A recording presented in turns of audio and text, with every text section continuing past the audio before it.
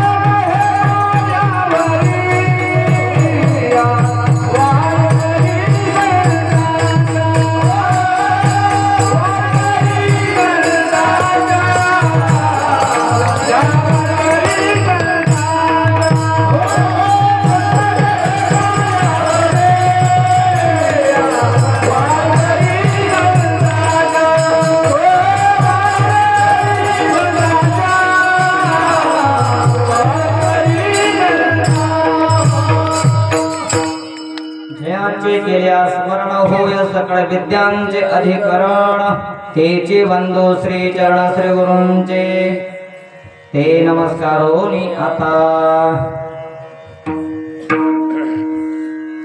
काय सांगू आता संतांचे उपकार मज निरंतर जागविती काय द्यावे त्यासे भावे उतराई ठेविता पायी जीव थोडा प्रस्तुत प्राप्त स्थळी प्राप्त प्रसंगी भगवत चरणारविंदी सेवा समर्पित करण्याकरता म्हणून दाखवलेला अभंग जगद्गुरु संत श्रेष्ठ श्री तुकाराम महाराज जगद्गुरु तुकोबारायांचा संतपर प्रकरणातील अभंग असून आजच्या अभंगातून थोडा विको कमी करा जगद्गुरु तुकाराम महाराज आजच्या अभंगातून साधू पुरुषांच्या उपकारांचं वर्णन करतायत विठ्ठल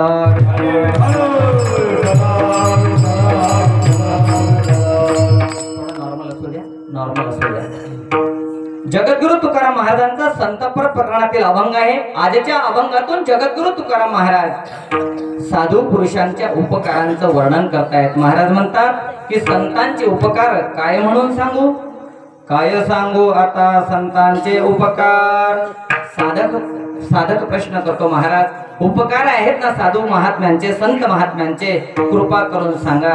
तुकोबाराय बोलतात, मज निरंतर जागविती. संत महात्मे जगाची भूमिका घेऊन बोलत असतात. महाराज म्हणतात संत महात्म्यांनी मला अर्थात संपूर्ण जगाला, या समाजाला कायम वेळोवेळी जाग केलं. महाराज म्हणतात संत महात्म्यांनी या समाजाला, जगाला कायम जाग केलं. हा जो उपकार केला, या उपकारातून उतरही होण्याकरता काय द्यावं, आपला जीव जरी या संत महात्म्यांच्या चरणावर अर्पण केला ना तरी तुकोबाराय म्हणतात अपुरा पडतो. काय द्यावे त्याचे भावे उतराई, हे वेता पायी जीव थोडा. महाराज संत महात्मे जगाला जाग करण्याकरता पद्धत कोणती वापरतात, सहज बोलणे, हित उपदेश. सहज बोलतात संत महात्मे, सहज बोलतात पण जगाला हिताचा उपदेश करतात. का हो तुकोबाराय, सहज बोलण्यातून समाजाला जर कळालं नाही मग काय उपकार करतात संत महात्मे. करोने सायास शिकविती. प्रसंगी संत महात्मे स्वतः कष्ट सहन करतात पण जगाला शिकवण्याचा प्रयत्न करतात, जगाला जागवण्याचा प्रयत्न करतात. तुकोबारायांना प्रश्न केला, का हो तुकोबाराय, संत महात्म्यांनी स्वतः कष्ट सहन करायचे, या जगाला जागा करायचं, या समाजाला शिकवायचं, असा संतांचा जगाचा काय संबंध आहे. तुकोबाराय गोड दृष्टांत देतात. तुकोबाराय म्हणतात, तुका म्हणे वत्स धेनुवेच्या चित्ती. वत्स म्हणजे वासरू, धेनू म्हणजे गाय. ज्याप्रमाणे गाय आणि वासरू यांच्यामध्ये अतूट प्रेमाचा संबंध असतो ना, त्याप्रमाणे संत आणि हे जग यांचा अतूट प्रेमाचा संबंध असल्यामुळे तैसे मज येते सांभाळित. तुकोबाराय म्हणतात हे संत महात्मे जगाला जाग करतात, या जगाला शिकवतात, जगाला उपदेश करतात. नवे नवे प्रसंगी जगाचा, समाजाचा सांभाळ देखील संत महात्मे करतात. म्हणून संत महात्म्यांच्या उपकारातून उतराई होण्याकरता जीव जरी अर्पण केला तरी ठेवीत पायी जीव थोडा.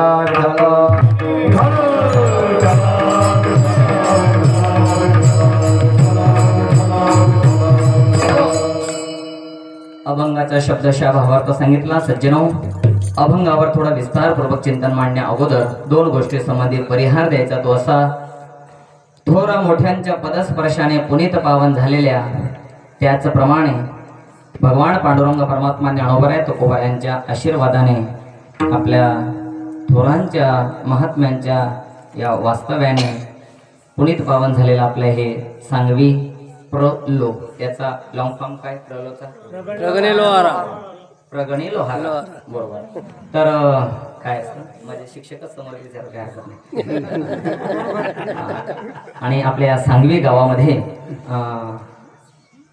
आमच्या सद्गुरू जोग महाराज यांच्या कृपाछत्राखाली सद्गुरू मोठे बाबा वगैरे, आमचे सद्गुरू रामदास बाबा असतील, ब्रह्ममूर्ती आमचे तानाजी बाबा असतील, आमच्या सांगवीचे वैकुंठवासी विश्राम बाबा असतील, आदरणीय आमचे वैकुंठवासी पांडुरंग बाबा असतील, भगवान बाबा वैकुंठवासी सासगावकर असतील, व संपूर्ण परिसर हा वारकरी मंडळीने संत महात्म्यांच्या पुनीत वास्तव्याने पुनीत पावन झालेला हा परिसर आहे. आमचे मनसराम बाबा असतील, या सगळ्या महात्म्यांच्या आशीर्वादाने ग्रामस्थ मंडळी, गावातील भजनी मंडळी, गावातील तरुण मित्रमंडळी सर्वांच्या अनमोल सहकार्याने या ठिकाणी आमचे सगळ्यांचेच श्रद्धास्थान असणारे श्रीगुरु आदरणीय नानासाहेब असतील. गुरूंचं नाव घेऊ नये मुखातून, पण एक वस्तुस्थिती म्हणून एक समोर सांगतोय. आमचे आदरणीय गुरुवर्य आदरणीय नानासाहेब असतील. नानांच्या मार्गदर्शनाने सुरू असणारा अखंड हरिनाम संकीर्तन महोत्सव, त्यातल्या त्यात श्रीमद भागवत कथा ज्ञानयज्ञ आणि त्यातल्या त्यात ग्रंथराज ज्ञानेश्वरीचा पारायण, असा तिहेरी योग आपल्या या सप्ताहामध्ये जोडून आलेला आहे. आणि त्यामध्ये नानांच्याच मार्गदर्शनाखाली आणि नानांच्या उपस्थितीमध्ये कार्यक्रम सुरू आहे. सप्ताहाचं किती वर्ष आहे? 16वं वर्ष. आणि 16व्या वर्षातील माझी 4थ्या क्रमांकाची सेवा आहे. विठ्ठल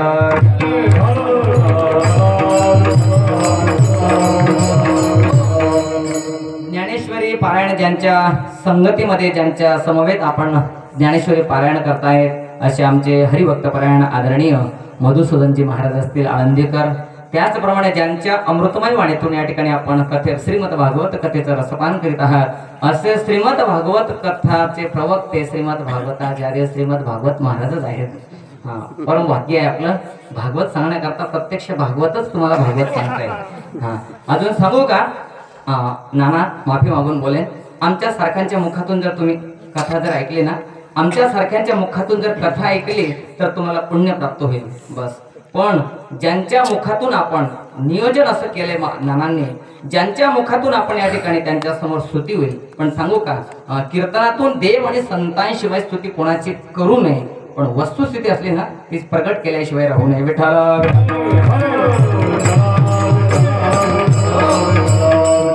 ज्यांच्या मुखातून आमच्या मुखातून जर कथा श्रवण केली तर फक्त पुण्य प्राप्त होईल. पण तुकोबाराय म्हणतात ना, आमचे भागवत महाराजांसारखे हरिदास असतील ना, त्या हरिदासांच्या मुखातून जर तुम्ही हरिकथा श्रवण केली तर काय लाभ होईल? तेने पुण्या पुण्य विशेष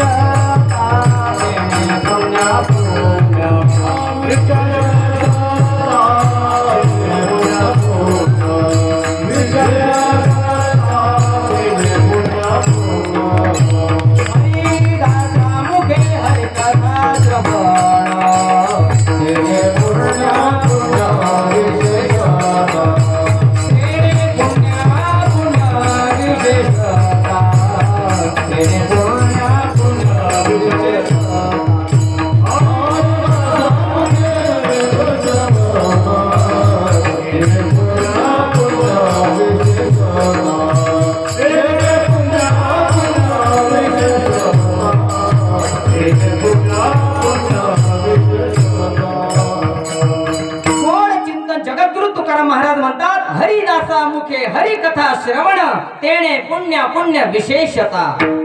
अशा हरिदास कथा प्रवक्ते आपल्याला प्राप्त झालेत नानांच्या माध्यमातून आणि आपलं परमभाग्य आहे. महाराज ज्ञानेश्वरी प्रवक्ते कथा प्रवक्ते दोघंही कार्यक्रमाकरता उपस्थित आहेत. आदरणीय नानाश्री सुद्धा. तशी माझी आज दुसऱ्यांदा कीर्तनाची परीक्षा आहे. नानांच्या समोर आज दुसऱ्यांदा परीक्षा आहे. आणि कसं लेकरू असल्यानंतर मरेपर्यंत परीक्षा द्यायला आपण काही घाबरणार नाही, कारण चुकलं तरी सांगणारे तेच आहेत. 7 दिवस उपस्थित असणारी सगळीच आमची गुणजन महाराज मंडळी, आदरणीय सर्वश्री आमचे सुरेशजी महाराज असतील खेडगावकर, त्याचप्रमाणे आदरणीय आमचे साहेबराव महाराज असतील, तिकडं आमचे आदरणीय वडिलांसारखे असणारे आमचे भांडदास महाराज असतील, तिकडून कथा ज्ञानेश्वर महाराज, गावातील परिसरातील भजनी मंडळ आमचे महाराज आहेत, मधुसूदन महाराज, गणेश महाराज आहेत, आदरणीय आमचे सागरजी महाराज आहेत, विणेकरी दादा, परिसरातील बिल्दी का तुमचं गाव बिल्दी वगैरे परिसरातील सगळीच भाविक मंडळी. माझं पहिल्यांदाच येणं आहे आपल्या परिसरामध्ये, त्याच्यामुळे माझा परिचय नाही, पण परिसरातील सर्वच भाविक मंडळी माझ्या बाजूला असणारे माझे दोन्ही चौकदार कल्पेश महाराजचा परिचय आहे ना, कल्पेश महाराज सासगावकर असतील, आमचे आदरणीय सासगाव आमचे दादा आहेत. दादांचं मला नाव ऐकून आहे. सगळी ज्येष्ठ श्रेष्ठ मंडळी आहे, माता भगिनी आहेत आणि तरुण वर्ग विशेष आनंद वाटतोय. तरुण मित्रमंडळींनी माझ्या विनंतीला मान मी अगोदर सांगितलं, म्हटलं भाऊ मी तुमचा भाऊ आहे, या नात्याने बसा. सगळेच खाली बसले. मला माहिती नव्हतं एवढं समाज येईल म्हणून, म्हटलं थोडक्यात असतील म्हणून त्यांनी अगोदरच त्यांची जागा सांभाळून ठेवलेली होती. आता लक्षात आलं. विठाला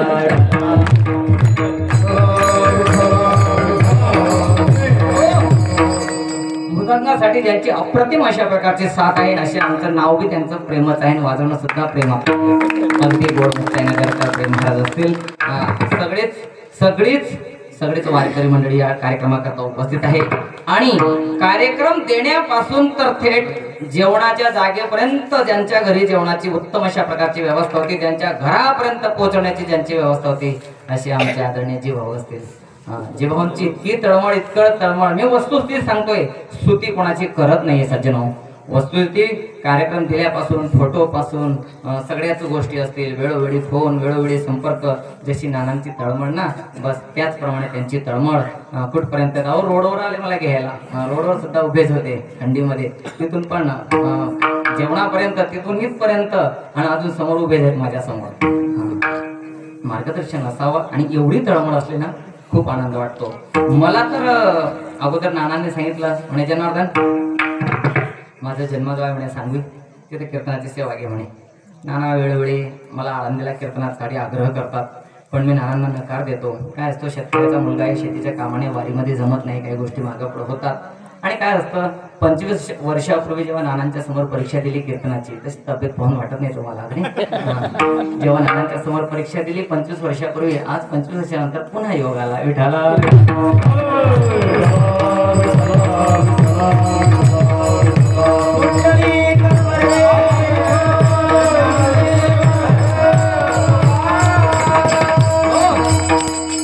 नानांना सांगितलं, नाना म्हटलं आपल्या परिसरात मला कुठेही सांगा, परिसरात मी जाईल कार्यक्रमाकरता. पण संस्थेमध्ये वगैरे काय असतं, प्रापंचिक जीवनामध्ये आल्यानंतर जी आपल्या आळंदीला संस्थेमध्ये जी कीर्तनाची धार लागते, जो व्यासंग लागतो, एक थोडीशी बुद्धीची धार कमी होते प्रापंचिक जीवनामध्ये. हा मी अनुभव माझ्या वडिलांसारखा असल्यामुळे त्यांच्याजवळ मी शेअर केला, फोनवर संपर्क केला. जोग महाराजांच्या सप्ताहातही नानांचा फोन असतो. महाराज मी वस्तुही सांगेल की तिथं प्रारब्ध लागतं, पण एक आमचं बाप त्या ठिकाणी बसलेला आहे. आमचा बाप बसल्यामुळे आम्हाला सेवेची संधी प्राप्त होते. एक आमचा बाप होता सगुरू मोठे बाबा. सगळीच आमची खानदेशाचं जर वारकरी शिक्षण संस्थेमध्ये म्हणावं ना, तर खूप मोठं योगदान आहे सज्जनो. काय महात्म्य असतील आपल्या खानदेश प्रांतामध्ये, काय योगदान असेल त्यांचं, ते देवालाच माऊली ज्ञानोबांनाच माहिती. पण एक हिरा बाबांनी, मोठे बाबांनी एक हिरा शेवटी एक संस्थेच्या माध्यमात सोडून दिला. आणि नानांची खूप तळमळ. नानांना सांगितलं, नाना मला तिथं संस्थेमध्ये फळावर वगैरे कीर्तना करता नका आग्रह करत जाऊ. जी अभ्यासाची धार असते. अरे नाही रे जनार्दन, मी 4 वर्ष पाहिले तुला, तुझी अभ्यासाची धार चांगली आहे, सगळ्या गोष्टी चांगल्या आहेत. नानांना नकार दिला. परिसरात कुठेही कीर्तन असो आपल्या भागात, मला बोलवत जा, मी येत जाईल. आणि म्हणून नाना म्हणे, असं का, चल म्हणून आपल्या गावात तारीख घेऊन घे. खूप जिव्हाळ्याचं नातं आहे. तेव्हा जास्त परिहार मी काही देत नाही. तरी जगद्गुरु तुकाराम महाराजांचा अभंग आज सेवेकरता निवडला, आणि या सेवेच्या माध्यमातून मला मनस्वी आनंद वाटतोय की सगळीच माझ्या वारकरी परंपरेतील सगळीच थोर निष्ठावंत वारकरी जीवन जगणारी संपूर्ण साधक मंडळींचं दर्शन झालं. मी कृतकृत्य झालो. विठ्ठला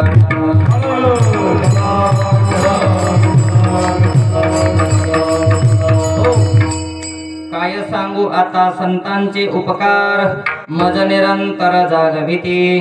काय द्यावे त्यासे भावे उतराई, ठेवे ताहा पायी जीव थोडा. जगद्गुरु विश्वसंत तुकाराम महाराज आजच्या अभंगातून साधू पुरुषांच्या उपकारांचं वर्णन करतायत. सज्जन हो, उपकार शब्द आला रे आला की शास्त्र असं सांगतं, प्रत्येक माणसाच्या मनामध्ये 2 प्रकारच्या वृत्त्या राहतात. एका वृत्तीचं नाव राहतं कृतज्ञता वृत्ती, आणि दुसऱ्या वृत्तीचं नाव राहतं कृतज्ञता वृत्ती. तुम्ही म्हणणार महाराज कृतज्ञता वृत्ती कशाला म्हणतात? ऐका, केलेल्या उपकाराचं स्मरण ज्या वृत्तीला राहतं तिला कृतज्ञता वृत्ती म्हणतात, आणि जी वृत्ती केलेले उपकार विसरून जाते तिला कृतज्ञता वृत्ती असं म्हणतात. महाभारत ग्रंथामध्ये अशी वाक्य लिहिलेली आहेत, सांगतो. महाभारतकार असं म्हणतात, जो माणूस केलेले उपकार जाणतो त्याच्यासारखा पुण्यवान माणूस दुसरा कोणी नाही, आणि जो माणूस केलेले उपकार विसरून जातो त्याच्यासारखा पापी पण जगात दुसरा कोणी नाही. अजून पुढचं वाक्य सांगू. उपकाराची जाणीव असणं हा त्या माणसातला सर्वात मोठा सद्गुण असतो, आणि उपकार विसरून जाणं हा त्या माणसातला सर्वात मोठा दुर्गुण असतो. म्हणून महाभारतकार म्हणतात, एखाद्याने आपल्याला जर उपकार केला ना, त्या माणसाचे उपकार विसरायचे नाही, आणि जो माणूस समोरच्याचे उपकार विसरून जातो अशा कृतज्ञ माणसाचा मांस तो मेल्यानंतर त्याचा मांस राक्षस सुद्धा खात नाही, अशी महाभारतात कथा आलेली.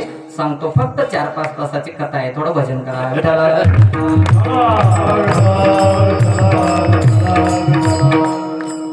चुकलं माझं गणेश महाराज, मग असले का बरोबर? म्हणजे महाभारत ग्रंथामध्ये 4-5 तासाची कथा आहे तो विषय, पण मी फक्त आपल्या टाकापुरता रामायण शॉर्ट बट स्वीट सांगण्याचा प्रयत्न करतोय. उपकार विसरणं ही गोष्ट चांगली नाही. ऐका, गोड दृष्टांत आहे. एक अरण्य होतं, जंगल होतं. त्या जंगलामध्ये एक राजहंस पक्षी राहायचा. कोणता पक्षी सांगितलं बेटा मी? राजहंस पक्षी. हा, राजहंस पक्षाचा रंग कसा असतो? कोणी दिलं उत्तर? पांढरा. नाव काय बेटा तुझं? उभा राहा. नाव बी गोड बेटा श्लोक हा? आणि उत्तर बी त्याने गोड दिलं बरं. जरी त्याने ऐकून दिलं असेल किंवा त्या मनात दिलं असेल, पण त्याने मस्त उत्तर दिलं. पांढरा रंग असतो राजहंस पक्षाचा. विठाला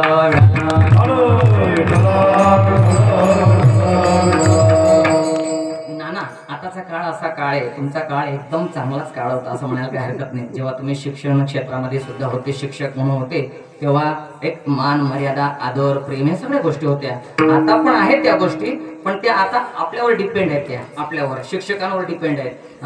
आताची ही पिढी एवढी शार्प आहे बाबा, इतकी शार्प आहे. तुम्ही प्रश्न करा, उत्तर तयार आहे. एवढी हुशार मुले आता.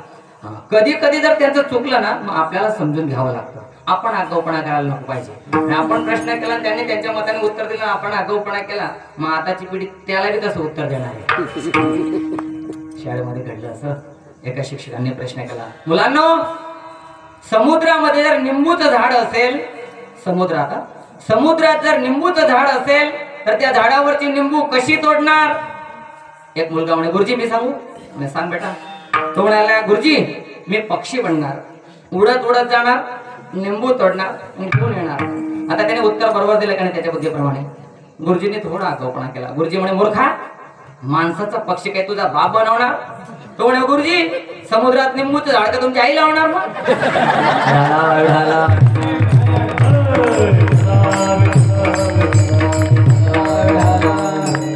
म्हणजे काय असतं, या मुलांना आहे ना सांभाळून घ्यावं लागतं. जे उत्तर दिलं ना, आता याने काळा रंग बी सांगितला असता, मी समजून घेतलं असतं, कारण ही पिढी खूप विचित्र आहे. एवढा बिलिंदर होता सुरेश महाराज. 5 दिवसापासून शाळेला दांडी मारत होता. 6वा दिवस उजाडला. अंगणामध्ये गोट्या गोट्या खेळत होता आणि त्याच रस्त्यातून त्याचे गुरुजी येत होते. गुरुजींना पाहिलं त्याच्या आजीने. याचं खेळण्यात लक्ष नाही नातूचं. आजीने त्याच्या गुरुजींना पाहिलं. आजीने विचार केला, माझा नातू 5-7 दिवसापासून शाळेत गेलेला नाही. आजी म्हणे, बाळ्या घरात घुस. म्हणे, का बरं आजी? अरे म्हणे, तू 5-7 दिवसापासून शाळेत गेले नाही, तुझे गुरुजी येतात समोरून. म्हणे, आजी मी नाही घुसत, तूच घरात घुस. म्हणे, का बरं? म्हणे, मी गुरुजींना सांगून आलो, माझी आजी मरून गेली असते. 10 दिवसाची सुट्टी काढून आला पाहिजे.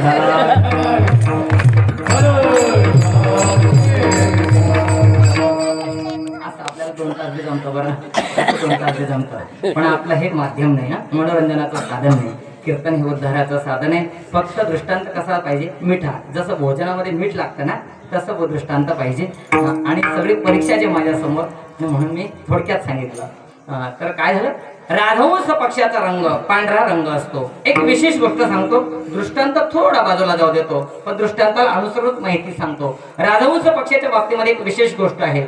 जगामध्ये संपूर्ण सृष्टीमध्ये या राजहंस पक्षाकडे देवाने एक ताकद दिली. अन्यत्र ती ताकद शक्ती कोणाकडेच नाही जगामध्ये, फक्त राजहंस पक्षाकडे ती ताकद आहे.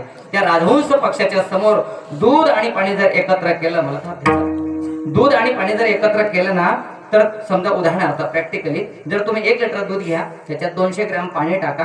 माझा बोलण्याचा विपर्यास करू नका. दुधात पाणी टाका असं मला म्हणायचं नाही. 1 लिटर दूध घ्या, त्याच्यात 200 ग्रॅम पाणी टाका आणि ते दूध मिश्रित पाणी मिश्रित दूध, पाणी कमी आहे ना, दूध जास्त आहे, पाणी मिश्रित दूध त्याच्या समोर ठेवा. राजहंस पक्षाने जर आपली चोच बुडवल्याबरोबर तो दूध पिऊन टाकतो आणि पाणी तुमचं 200 ग्रॅम बाजूला, त्या दुधात टाकलेलं पाणी बाजूला मोजून घ्या. निवडी वेगळे क्षीर आणि पाणी, निवडी वेगळे क्षीर आणि पाणी,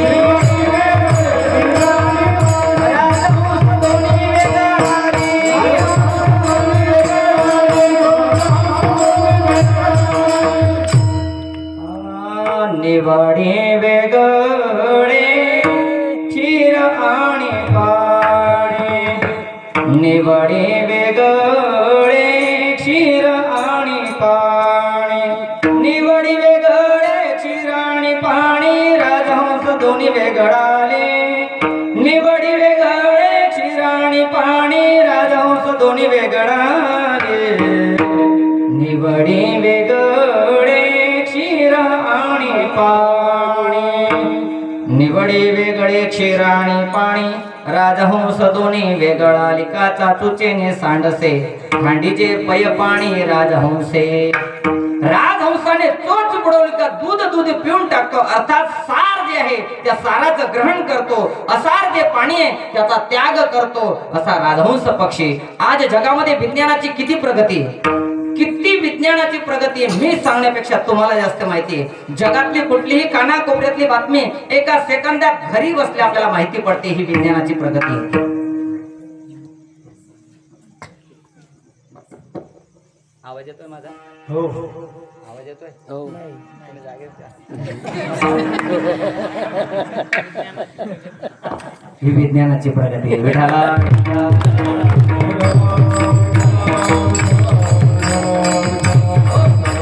सांगू का, जीवनामध्ये प्रत्येक जण शिकत असताना दोन जण शिकवण्याचं काम करतात. माणसाला जीवन जगत असताना दोन जण शिकवण्याचं काम करतात. एक शिक्षक आणि दुसरा अनुभव. दोघांची शिकवण्याची पद्धत मात्र वेगळी आहे. शिक्षक अगोदर शिकवतात, नंतर परीक्षा घेतात. अनुभवाचं तसं नाही. अनुभव अगोदरच परीक्षा घेतो, नंतर माणूस शिकतो. परिणाम सांगू, शिक्षकांनी शिकवलेला माणूस एकदा विसरू शकतो. बोलण्याकडे लक्ष द्या, एकदा विसरू शकतो. जर शिक्षकांनी शिकवलेलं विसरला नसता तो कॉप्या करू द्यायचं काम पडलं नसतं. शिक्षकांनी शिकवलेलं एकदा माणूस विसरू शकतो, पण जो माणूस अनुभवातून शिकतो ना तो कधीच विसरत नाही. हे उदाहरण तुम्ही आता कधीच विसरणार नाही. विठाला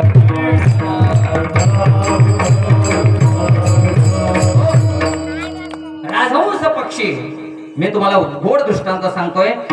त्याच्या समोर दूध आणि पाणी जर एकत्र केलं तर तो दूध पिऊन टाकतो, पाणी तुमच्या बाजूला मोजून घ्या. मला त्या राजहंसाचा आता विशेष सांगायचा नाही. हा जो राजहंस पक्षी होता ना, ऐका, मागच्या जन्माचा ज्ञानी महात्मा होता. मागच्या जन्माचा ज्ञानी महात्मा होता, पण काय झालं, मरताना साधना चुकली.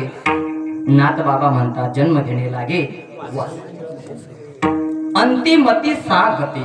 मरताना जशी वासना बुद्धी झाली ना तशी गती त्या जीवात मला चुकत नाही. या न्यायाला अनुसरून होता महात्मा मागच्या जन्मात, पण साधना चुकली मरताना, म्हणून राजहंस पक्षाचा जन्म मिळाला. पण ऐका ना, जरी तो राजहंस पक्षी झाला तरी त्याला मागच्या जन्माचे संस्कार काही मात्र त्याचे वाया गेले नव्हते. तो जंगलामध्ये एका झाडावर राहायचा. एका जंगलामध्ये झाडावर राहायचा. पहाटे 4 वाजता उठायचा. त्याचा नित्यक्रम सांगतो तुम्हाला राजहंस पक्षाचा.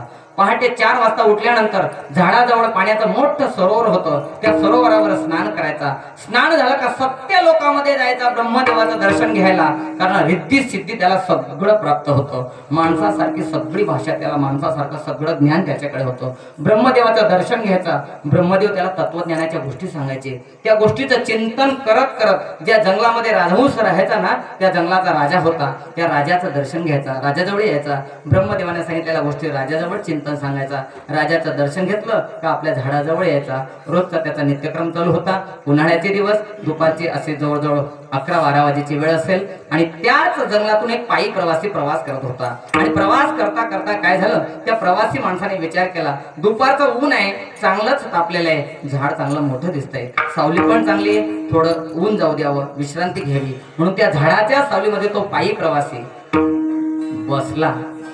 बसल्याबरोबर उन्हाचं चालून चालून दमल्यामुळे त्या माणसाचे डोळे लागायला लागले आणि तो तिथंच झोपून गेला. झोपल्यानंतर तास अर्धा तास झाला, त्याने आपली कुशी बदलली. अजून 10-15 मिनिटं झाली, लगेच कुशी बदलली. कुशी बदलणं समजते सगळ्यांना आपल्या भाषेत इकडं. हा, मला हे अपेक्षित होतं. ह्या काणीवरून त्या काणीवर, या काणीवरून त्या काणीवर, या कुशीवरून त्या कुशीवर तो सारखा सारखा व्हायचा. कसं आहे ना, आमचा जो परिसर आहे ना, तुम्ही आता तिकडचे, आम्हाला आमच्या परिसराप्रमाणे व्हावं लागतं. या काणीवरून त्या काणीवर, या कुशीवरून त्या कुशीवर तो सारखा व्हायचा. कारण काय होतं, हे सगळं दृश्य वरून राजहंस पक्षी पाहत होता. झाडावर बसलेला राजहंस सगळं दृश्य पाहत होतं. त्या माणसाच्या तोंडावर झाडाच्या फांदींमधून उन्हाची तिरीप आली, उन्हाचे किरण त्याच्या तोंडावर आले तर तो सारखा कुशी बदलायचा. हे सगळं दृश्य राजहंस पाहत होता. राजहंसाने विचार केला, अरे हा माणूस माझ्या झाडाखाली आलेला आहे, म्हणजे आज तो माझ्या घरी आलेला आहे. ते झाडच त्याचं घर होतं न. एवढंच नाही, न बोलावता माझ्या घरी आलेला आहे. जो अचानक आपल्या दाराशी येतो त्याला काय म्हणतो आपण मराठीमध्ये?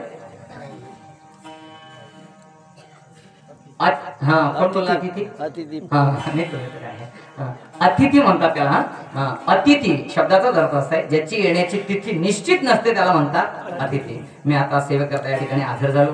आपल्या गावामध्ये सेवेकरता आलो मी या ठिकाणी. मी अतिथी या संज्ञामध्ये बसीन का जनार्दन महाराज म्हणून? नाही बसणार.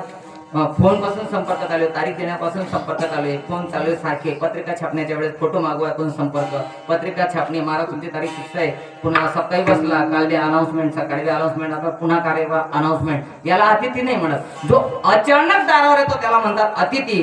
माऊली ज्ञानोबा म्हणतात आपल्या दाराशी जर कोणी अतिथी माणूस आला ना, जर आपल्याकडे चहा पाजण्याची जर परिस्थिती नसेल, किमान त्या माणसाला 2 घोट पाणी द्या अतिथी माणसाला, मग पुढचा रस्ता दाखवा. जर अतिथीचा आपल्या दाराशी अपमान झाला, अनादर झाला तर ऐका ना, अपमानिल्या अतिथी ने सुकृताची संपत्ती. घरातली पुण्याची सगळीच संपत्ती तो अति घेऊन जातो.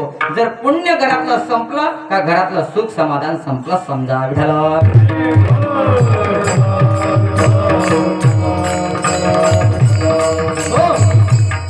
राजहंसाने विचार केला माझ्या घरचा अतिथी आहे म्हणून काय याची सेवा करणं माझं कर्तव्य आहे. राजहंस पक्षी ज्या फांदीकडून त्या माणसाच्या तोंडावर ऊन येत होता ना, त्या फांदीवर जाऊन बसला, आपले दोन्ही पंख पसरून दिले, बरोबर त्या माणसाच्या तोंडावर ऊन येणार नाही अशी खबरदारी दक्षता घेतली. दुपारी 4-5 वाजेची वेळ असेल, तो माणूस उठला, आपले जाण्याची तयारी करतो ना करतो राजहंस पक्षाच्या लक्षात आलं, पटकन झाडावरून खाली उतरला. आपली हिंदू धर्म संस्कृती असं सांगते, आपल्या घरी आलेला अतिथी हा देव समान असतो, अतिथी देवो भव. म्हणून अगोदर राजहंस पक्षाने त्या माणसाच्या पायावर नमस्कार केला. दृष्टांत नुसतं ऐकू नका, जीवनात आचरण आणण्यासारखा हा दृष्टांत आहे. नमस्कार केला अतिथीच्या पायावर आणि नमस्कार केल्यानंतर सांगितलं म्हणे बाबा आता इथून पुढे जाऊ नका. माणसासारखं सगळं ज्ञान राजहंस पक्षाकडे. पुढे भयानक अरण्य, संध्याकाळची वेळ झाली, अरण्यामध्ये हिंस अशा प्रकारचे प्राणी आहेत, पशु पक्षी आहेत. एवढंच नाही, नरभक्षक राक्षस आहेत, माणसं खाणारे राक्षस सुद्धा या जंगलामध्ये आहेत. इथून पुढे प्रवास करणं सुखकर ठरणार नाही, इथंच मुक्काम करा, मी सगळी व्यवस्था करतो. राजहंस पक्षाने सांगितलं बाबा तुम्हाला जेव्हा जेव्हा पाण्याची गरज वाटेल ना, हे पाण्याचं सरोवर आहे, अगदी गोड अप्रतिम पाण्याचं सरोवर आहे, हे पाण्याचं सरोवर. बसा, संध्याकाळ झाली, आता तुमच्या आहाराचा प्रबंध करतो, भोजनाची व्यवस्था करतो, बसा तुम्ही झाडाखाली. राजहंस पक्षी जंगलामध्ये आला. जंगलामध्ये आल्यानंतर ताजी गोड अशा प्रकारची फळं जमा केली, गोळा केली, फळं जमा करून त्या माणसाजवळ अतिथीजवळ आला, त्यांना फळं दिली, आपणही स्वतः फळं काढली. दोघांनी पाणी प्यायले. जवळजवळ अशी 9:30 वाजेची वेळ झाली आणि दोघं अशी वेळ झाली, 9:30 वाजेची वेळ झाली रात्रीची. आणि चिंतन करता करता करता त्या माणसाला झोप यायला लागली. तो झोपण्याची तयारी करू लागला. राजहंस म्हणतो तुम्ही आता झोपू नका जमिनीवर, माझ्या घरचे अतिथी आहेत तुम्ही, मी अंथरुणाची व्यवस्था करतो. जंगलामध्ये एका पक्षाने अतिथी करता कशी व्यवस्था केली हा, झाडाची कोवडी कोवडी पानं तोडली, खाली पानांचा थर रचला, झाडाची फुलं तोडली, पानांवर फुलांचा थर रचला, पानांचं फुलांचं मखमली असं एकदम सुंदर अंथरुण तयार केलं. सांगितलं म्हणे बाबा झोपा. रात्रभर दोघांची विश्रांती झाली. पाठ दोघं जण उठले. दोघांनी 4 वाजता उठून स्नान केलं. आता तो ग्रस्त निघण्याची तयारी करायला लागला. प्रवासाकरता राजहंस म्हणतो थांबा, तुमचा प्रवास जंगलातला आहे, तुम्हाला न्यारी म्हणून मी अजून फळं तोडून आणतो. परत जंगलात राजहंस आला, जंगलामध्ये आला, गोड अशा प्रकारची फळं जमा केली. आला त्या माणसाजवळ, आपली वेळ कमी आहे म्हणून मला थोडक्यात सांगायचंय. आला त्या माणसाजवळ, अतिथीच्या हातामध्ये आता राजहंस पक्षी फळं देतोय.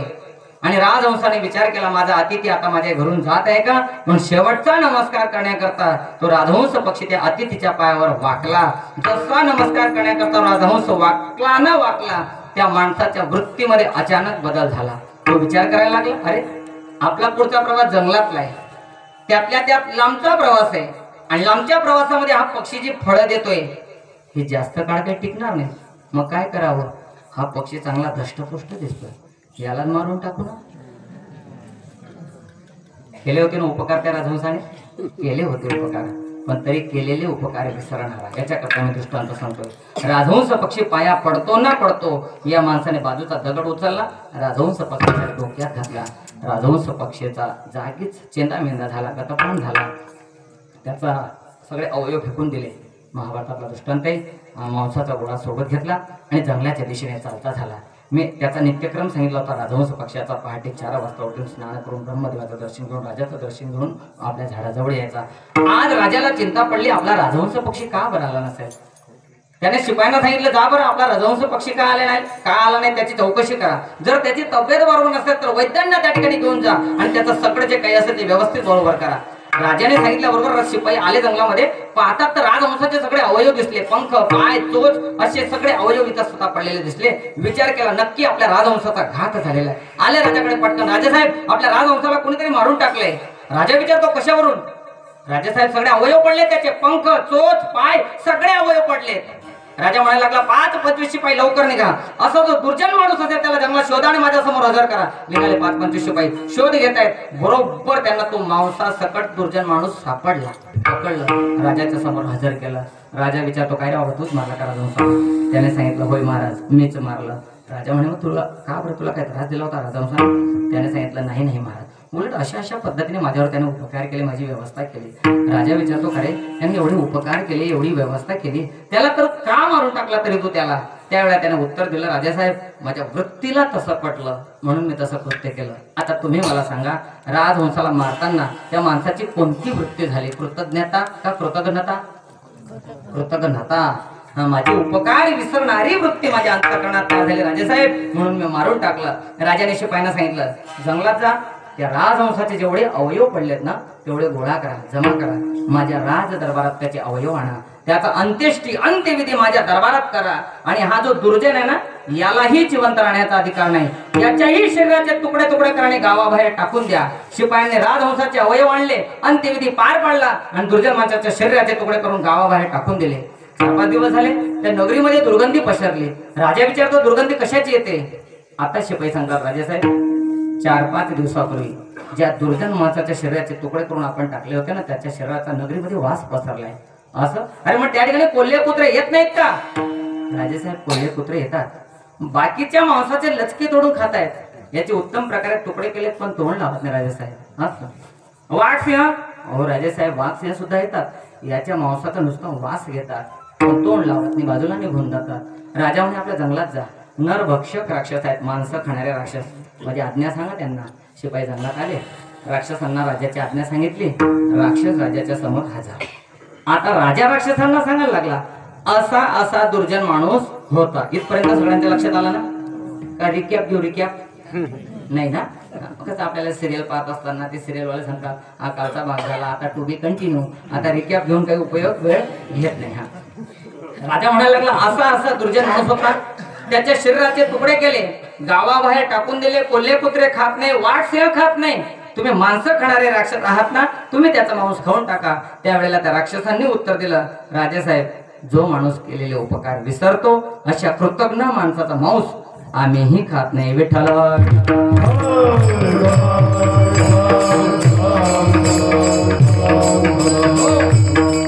म्हणून व्यवहारातला सामान्य उपकार विसरून चालणार नाही तर परमार्थातील संत महात्म्यांचा उपकार विसरायचा का?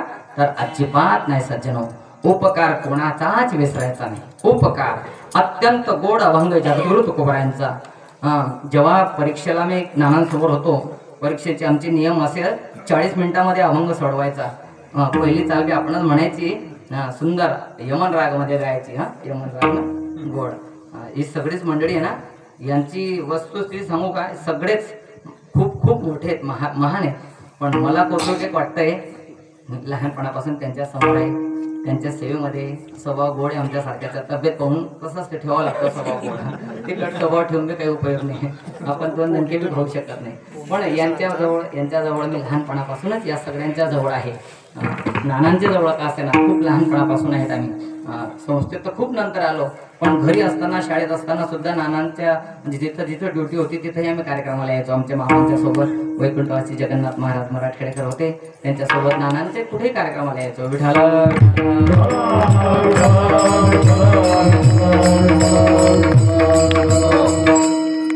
काय असतं परमार्थ परमार्थ एक असतो महाराज.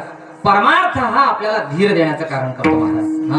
कसंही संकट असतो जो माणूस परमार्थामध्ये असतो ना त्याला साह्य होतो आणि परमात्मा साह्य होतो. धीरतो कारण साह्य होतो नारायण. परमार्थामध्ये धीर प्राप्त होतो आणि ते धैर्यत्व प्राप्त झाल्यानंतर त्याला साह्य परमात्मा होत असतो. परमार्थिक जीवनाची वाटचाल असली ना खूप समाधान भेटतं पण तो परमार्थ नीतीचा असला पाहिजे. नाही तर मग उत्तम प्रपंच जरी असला ना तर तो चांगला परमार्थ आहे. गढूळ परमार्थ करण्यापेक्षा उत्तम प्रपंच केलेला तो सुद्धा शुद्ध परमार्थ ठरतो. विठाला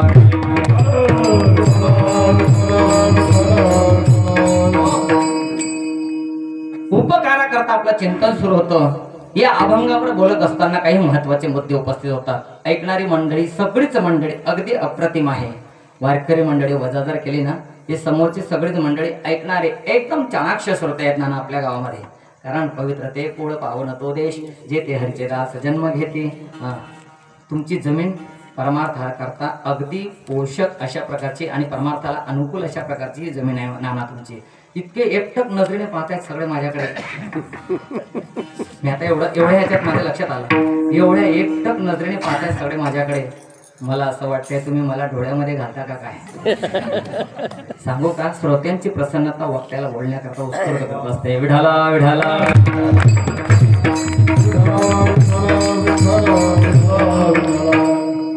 आवाजावर परिणाम झाला. त्याचं कारण असं आहे, माझी मुलगी आहे ना, दुपारी शाळेतून आली, म्हणे पप्पा मी गुगल पे आज तुम्ही बी खा म्हणे.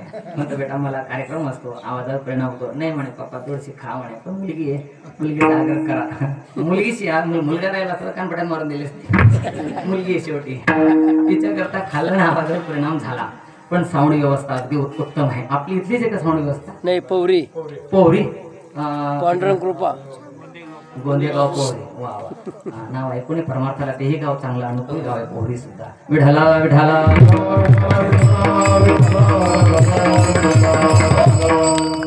उपकारासंबंधी आपल्या संबंधित चिंतन चालू आहे. उपकार कोणाचा का असेल सज्जनो, आपल्या व्यवहारामध्ये संसारामध्ये उसनवारीचा जरी साखर चहा पावडरचा उदारू उसनवारीचा जरी उपकार असला ना, तरी तो उपकार विसरायचा नाही. मग परमार्थातील संत महात्म्यांचा उपकार विसरायचा का? अजिबात विसरायचा नाही. या अभंगावर बोलत असताना 3 महत्वाचे प्रश्न निर्माण होतात. आता परीक्षेचा काळ आहे म्हणून IMP बोलतो मी. IMP इम्पॉर्टंट प्रश्न 3 या अभंगावर बोलत असताना. पहिला प्रश्न, महाराज तुम्ही उपकारासंबंधी एवढा मोठा दृष्टांत सांगितला. पहिला प्रश्न, उपकार म्हणजे काय? दुसरा प्रश्न, या उपकाराचे काही प्रकार आहेत का? आणि तिसरा प्रश्न, महाराज आम्ही रोज एकमेकांवर उपकार करू, पण उपकार केल्यानंतर काही बेनिफिट, काही फायदा आम्हाला होईल का? असे 3 प्रश्न आहेत. क्रमक्रमाने तिघांची उत्तर देऊ, सेवा समाप्त करू. पहिला प्रश्न काय होता? पहिला प्रश्न, उपकार म्हणजे काय? ऐका ना, उपकार शब्दाचा अर्थ मी तुम्हाला सांगतो. सद्गुरु जोग महाराजांच्या आमच्या संस्थेमध्ये आम्हाला जेव्हा कीर्तनकार बनायचं असतं त्यावेळेला, कोणाला बनायचं असलं ना, तर आमच्या संस्थेचा नियम आहे मराठी व्याकरणाचा 100 मार्काचा पेपर द्यावा लागतो. बरोबर नाना? आमच्या परीक्षेला ना मराठी व्याकरणामध्ये तुम्ही पंचदशी ज्ञानेश्वरी, शेवटी कीर्तनाची परीक्षा. माझ्या कीर्तनाच्या परीक्षेत गोंधळ. संस्कार परमार्थाचे वेगळे, काहीच बोलणार नाही. आम्ही सगळ्या विद्यार्थ्यांनी ठरवलं नंबराच्या बाबतीत काय करायचं, ज्याचा त्याचा परमार्थ ज्याच्या त्याच्या असतो. अभ्यास जो असतो, ज्ञानाची आणि चरित्राची नक्कल कोणालाच करता येणार नाही. मी जो माझ्या जीवनात अभ्यास केला ना, तो मलाच उपयोगी पडणार आहे, इतरांना त्याची नक्कल करता नाही येणार. विठाला विठाला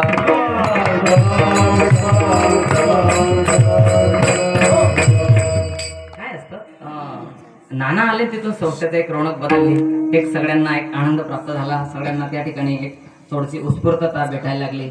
आणि शिक्षक जीवन होतं. हातामध्ये त्याचा हात धरावा आणि त्यांच्या हातातून त्यांना वास्तविक अ काढायची गरज नाही, त्यांना क काढायची गरज नाही, पण मुला करता ते स्वतः त्याचा हात आपल्या हातात घेतात. अर्भकाचे साठी पंते हाती धरले पाठी, तैसे संत जगी श्री अंगी. अशा श्री गुरूंच्या समोर आम्ही शिकलेलो आहोत. आणि त्याच्यामुळे काहीच कमतरता नाही. आणि समोर जर अशी मंडळी असली ना, अभ्यासाच्या थोडीची माणसी जर समोर असले तर त्यांची जी कृपा दृष्टी जी असते ना, त्याच्यावर माणूस सहज बोलतो. विढाला 40 मिनिटं बी जड वाटायची तेव्हा, ते 40 मिनिटं बी जड वाटायचे सागर महाराज. आता नुसतं उपकार शब्द जरी सांगितला मी तरी 4 दिवस बोलू शकतो तुमच्या आशीर्वादाने. ही अशी गोष्ट असते. काय असतो, गुरुकृपा झाली आणि अभ्यास झाला गुरुच्या कृपेने, माणूस सहज बोलू शकतो. तेव्हा 40 मिनिटं जड वाटायचे. कुठं 5 चिटकून जायचं नाना आमचं. तुम्हाला काय सांगू, तेव्हा आमच्या तोंडातून ज्ञानोबा तुकोबा निघत नव्हतं. मांड्यात पोटरे बी ज्ञानोबा तुकोबा करायचे आमच्या. आणि आज नाना बसले, आता एक हिंमत प्राप्त झाली. आता काही चिंता नाही. आता चुकलो बी तर नाना म्हणतील का, अरे चुकाय गे असं नाही म्हणा. तुम्हाला सांगतो, मराठी व्याकरण सगळ्यांनाच गेलेलं आहे. पाणिनीपेक्षा तर जास्त जुनं कोणी नाही तर बसलेलं. मराठी व्याकरण सगळ्यांना गेलेलं आहे. मराठी व्याकरणामध्ये समास हा एक टॉपिक असतो, हा भाग असतो, एक मुद्दा असतो.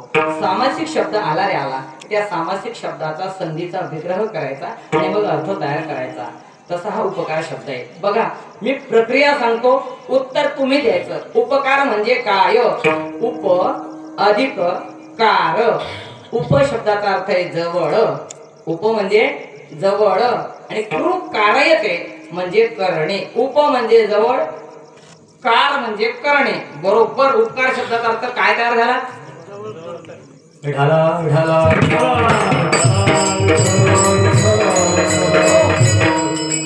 योग्य उत्तर दिलं तुम्ही सगळ्या मंडळींनी. उपकार शब्दाचा अर्थ सांगतो लक्ष देण्याकरता. संसाराच्या जवळ कसं काय करता येतं. तुमची सांगवीची ग्रामपंचायत आहे, ग्रुप ग्रामपंचायत का स्पेशल. मला निवडणूक नाही लढवायची, फक्त वृत्तांत सांगायचा आहे. संसाराच्या जवळ करणे म्हणजे कसं काय. तुमच्या सांगवीच्या ग्रामपंचायतीने ठराव पास केला सकाळी उठून. काय ठराव पास केला. 10 एकर पाण्याची जमीन आपण जनार्दन महाराजांना देऊन टाकू. म्हणा दादा तुम्ही देणार नाही मला माहिती आहे, पण 10 एकर पाण्याची जमीन आपण जनार्दन महाराजांना देऊन टाकू. जर तुमच्या गावकरी लोकांनी ठराव पास केला आणि 10 एकर पाण्याची जमीन जर माझ्या नावाने केली, तुम्ही गावकरी लोकांनी माझ्यावर काय केला. उपकार केला, म्हणजे मला संसाराच्या जवळ केला. विठाला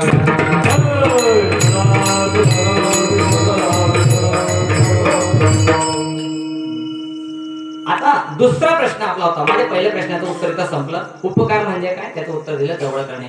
दुसरा प्रश्न कोणता होता सांगता येईल कोणाला. कोणी सांगितलं. वा, असं जर चिंतन ऐकलं ना तर खूप गोड वाटतं. मी अगोदर बोललो सगळीच मंडी अप्रतिम अशा प्रकारचे कीर्तन ऐकतायत. उपकाराचे दादांनी नाव काय आहे. जेवण ते चिरंजीव आहेत का. आणि तुमचं गावाचं परमार्थाला पोषक आहे. मी लगेच सांगितलं तुम्हाला. आमच्या लोकांना जेव्हा आम्ही बाहेर फिरतो ना, असं रिकामी फिरतो का आम्ही. रिकाम धंद्याने असं नाही. समाजाच्या प्रेमासाठीही फिरतो आम्ही. प्रत्येकाचा बघण्याचा अँगल वेगळा असतो. चला ठीक आहे. उपकाराचे प्रकार काय आहेत का, तर मी याच्या उपकाराचे प्रकार सांगतो. माझ्या बुद्धीने सांगत नाही. याच्याकरता जगद्गुरु तुकोबारायांचे शब्द पाहू. तुका म्हणे उरे नरे, तुका म्हणे उरी नुरे त्याचे खरे उपकार.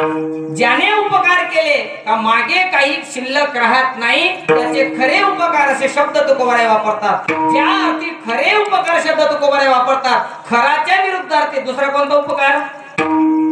खोटा उपकार. उपकाराचे 2 प्रकार, एक खरा उपकार, दुसरा खोटा उपकार. महाराज तुम्ही उपकाराचे प्रकार सांगताय.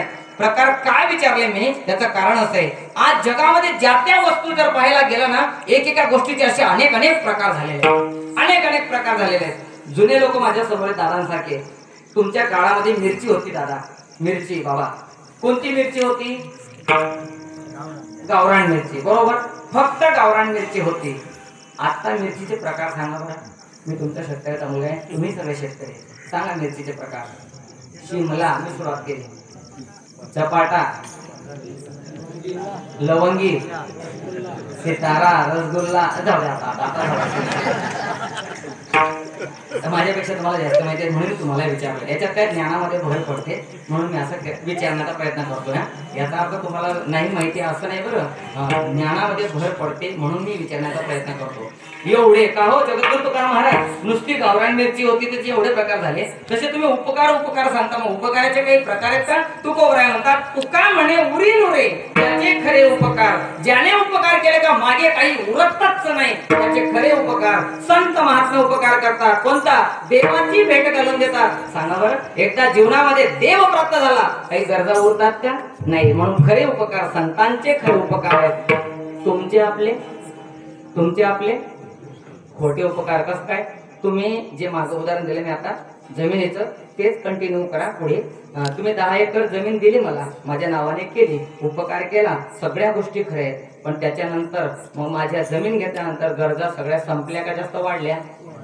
महाराज मार्च एंडिंग सुरू झाली, सोसायटी भरा पाहिजे. बिनव्याजी कर्ज भरून टाका 28 मार्च पर्यंत, नाही तर व्याज सुरू होईल. कारण आमचा जाहीरनामा असा असतो 5 वर्षामध्ये आम्ही केव्हाही कर्ज माफी देऊ. तुम्ही त्यांच्या आशेवर बसू नका रे दादा.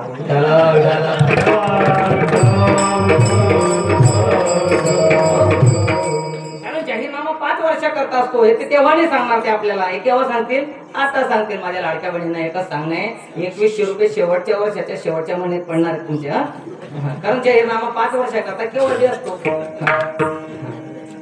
तसं आहे ना महाराज. त्यांचं आता तेच स्टेटमेंट चालू आहे. सगळ्या लोकांचं अधिवेशन चालू आहे. जाहीरनामा 5 वर्षाकरता करायचो. म्हणून कर्जमाफीच्या आशेत बसू नका. जशी परिस्थिती आहे तसं भरण्याचा प्रयत्न करा. रेग्युलर राहिलं सिव्हिल स्कोरच्या बाबतीमध्ये आपलं चांगलं असतं सगळ्या गोष्टी. मी शेतकरी म्हणूनच सांगतोय. आणि तुम्ही म्हणा महाराज तुम्हाला काय कीर्तन वगैरे नाही. बरं, कीर्तनाच्या माध्यमातून नादांच्या गाडीवर आहे. एकदम मला जी देवाने सेवा दिली ना, अशाच ठिकाणी मला देव निवडतो आणि अशाच ठिकाणी माझी सेवा होते. बाहेरचं वातावरण जर पाहिलं ना, मला वाईट वाटतं बोलले होते नाना म्हणजे मोठी घडलेली शिका टाकली म्हणतो तुम्ही जर सांगा पाय पायी हो तरी विचार करू नका नाना माझे मला बोलले होते नाना बोलले होते ना मला आठवण येऊनच जाते मला दिसत नाही पडत म्हणून तो परीक्षेत नंबर 1 होता काय सांगतो तुम्ही कीर्तन सांगतो उपकाराचे प्रकार सांगतो तुम्ही तुका म्हणे उरी नुरे त्याचे खरे उपकार उपकाराचे 2 प्रकार एक खरा उपकार दुसरा खोटा उपकार खरा उपकार कोणाचा संत महात्म्यांचा खोटा उपकार कोणाचा तुमचा आपला तुम्ही जमीन दिली मग जमीन घेतल्यानंतर माझ्या गरजा संपल्या का नाही महाराज सोसायटी भरा महाराज आता त्याची नागरिकी करा त्याच्यात पेरणी करा बियाणं आणा पेरणी करा हे सगळं आता तुम्ही करा मग तुम्ही गावकरी करणार सगळं नाही म्हणजे संसारातला उपकार खोटा उपकार असतो आणि परमार्थातला संतांचा उपकार खरा उपकार असतो 2 मुद्द्याचं कीर्तन चिंतन संपलं तिसऱ्या मुद्द्याचं उत्तर देऊन सेवा समाप्त करतो तिसरा मुद्दा कोणता होता वा दादा वा वा आता तुम्हालाच वाटतंय की नाही तुमच्या लाईव्ह सगळं मी जरी जे सांगून गेलो ते तुम्हीच लोक बरोबर उत्तर देतायत की नाही हे म्हणतात कीर्तन ऐकणं उपकाराचा फायदा नाव काय शेतकरी अधिकारी कृषी अधिकारी तर मग आपल्या त्यांच्याकडून काहीतरी डिमांड करावं लागेल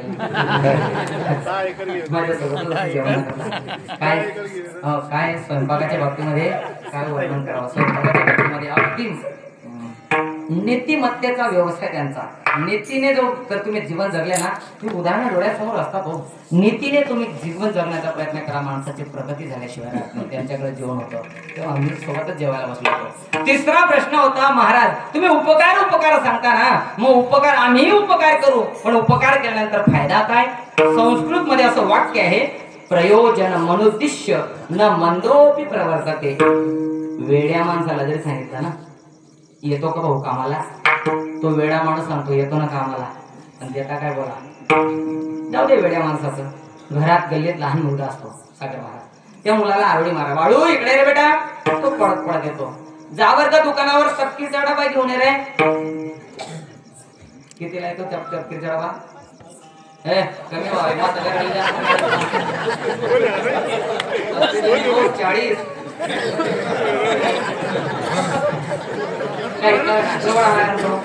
काय मध्ये आला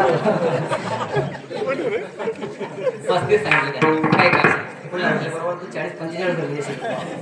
कांदा माझ्या नावाने आरोळ्या मारते भाऊ 40 रुपये हा जर तू सांगितलं बाळा ये रे हे 40 रुपये घे दुकानावर तपकीरचा डबा आण आपण जर असं सांगितलं मग तसं काम नाही ऐकतो नाही तर मग ऐकून घेतो एखाद्या वेळेला पण नवीन जर त्याला बोलवलं तो येत नाही मग त्याला सांगावं लागतं बघ कुल्फी बिस्किट तुला जे वाटेल ते घेऊन ये मग असं जर त्याला सांगितलं एक्स्ट्रा पैसे जर दिले मग तो काम ऐकतो की नाही ऐकतो त्याला नवीन नुसते आरोळी मारा बाळू तो पडत येतो माहिती आपल्याला खाण्याकरता भेटतं तसं तुकाराम महाराज आम्ही रोज एकमेकांवर उपकार करू पण उपकार केल्यानंतर काही फायदा होईल का तर जगद्गुरु तुकाराम महाराज सांगतात जो माणूस नेहमी जीवनामध्ये परोपकार करतो त्या माणसाची जगात कीर्ती होते जगात त्या माणसाचं नाव होतं हा परोपकाराचा फायदा विठाला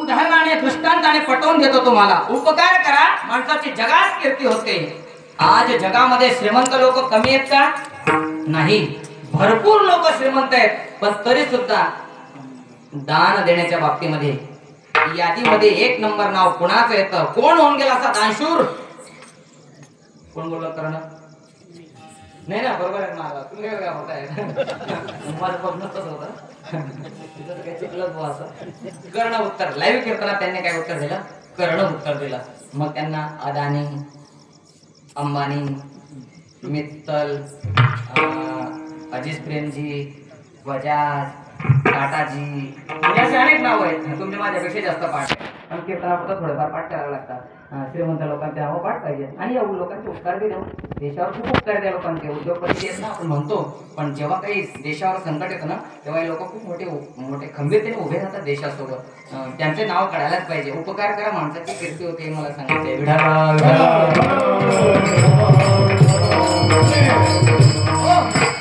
कर्णाचं नाव का निघालं तर कर्णाने आपल्या जवळ असणारी संपत्ती परोपकाराकरता खर्च केली दान म्हटलं की कर्ण अटेन्शन राहायचा एकदम तयारीमध्ये असायचा महाभारतातल्या युद्धाचा प्रसंग सांगतो कर्ण किती उदार होता महाभारताच्या युद्धाचा छोटासा प्रसंग सांगतो सर्वसाधारण 4था-5वा दिवस असेल युद्धाचा, कारण मी कन्फर्म सांगू शकत नाही, मी त्या युद्धामध्ये नव्हतो. माणसाने स्टेटमेंट देताना कधी आठवून आहे त्याच्यामध्ये. तर 4था-5वा दिवस होता, महाभारतीय युद्ध, कौरव पांडवांचं युद्ध. आणि 4-5 दिवसापर्यंत कौरव पक्षाचा सैनिक मरतोय, पांडवांच्या बाजूने एकही सैनिक मरत नाही. सर सेनापती पद होतं भीष्माचार्यांकडे. कर्ण आला राजा दुर्योधनाकडे आणि म्हणायला लागला, राजा अरे 4-5 दिवस झाले आपल्याच पक्षाचा सैनिक मरतोय, प्रतिपक्षाच्या बाजूने एकही सैनिक मरत नाही.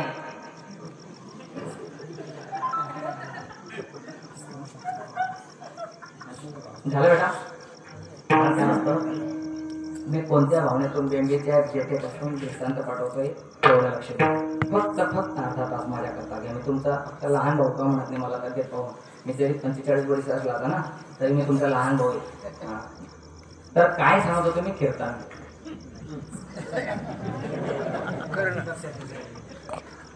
कर्ण आला राजा दुर्योधनाकडे म्हणायला लागला, राजा आपल्याच पक्षाच्या बाजूचा सैनिक मरतोय, प्रतिपक्षाच्या बाजूने एकही सैनिक मरत